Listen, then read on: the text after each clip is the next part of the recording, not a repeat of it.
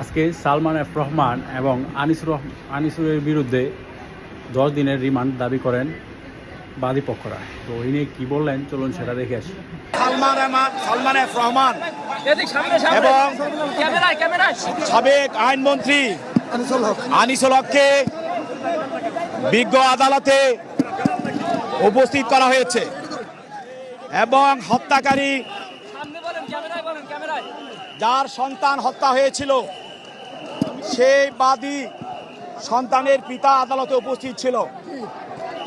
বিজ্ঞ আদালত প্রসিকিউশনের পক্ষ থেকে এই আসামিদের বিরুদ্ধে তদন্তের জন্য তাদেরকে রিমান্ডে নিয়ে জিজ্ঞাসাবাদ করার জন্য এই হত্যা মামলার সঙ্গে তারা এবং তাদের সঙ্গে যারা সহযোগী ছিল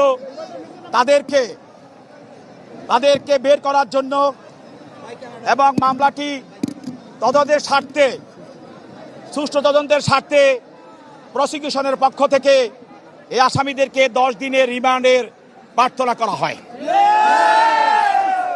বিজ্ঞ আদালত রিমান্ডের দরখাস্ত শুনেন, সরকার শুনে তিনি পর্যালোচনা করেন এবং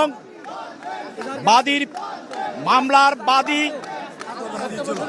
বাদী সেখানে উপস্থিত ছিল। বাদীর কান্নায়, তার সন্তান হারার কান্নায় সারা আদালতে আইনজীবী এবং সাধারণ মানুষের মধ্যে কান্নার রোল পড়ে যায় এবং এক আবেগপূর্ণ পরিবেশের সৃষ্টি হয়। বাদী ভিকটিমের পিতা, ভিকটিম যাকে হত্যা করা হয়েছিল তার পিতা আদালতে উপস্থিত থেকে তিনি বলেন যে আসামিরা তাদের পরস্পর যোগসাজশে এবং তাদের নির্দেশে আমার সন্তানকে হত্যা করা হয়েছে। আদালত সবকিছু বিবেচনা করে মামলার এজাহার এবং রিমান্ড পিটিশন পর্যালোচনা করে এই আসামিদের বিরুদ্ধে 10 দিনের রিমান্ড মঞ্জুর করেন।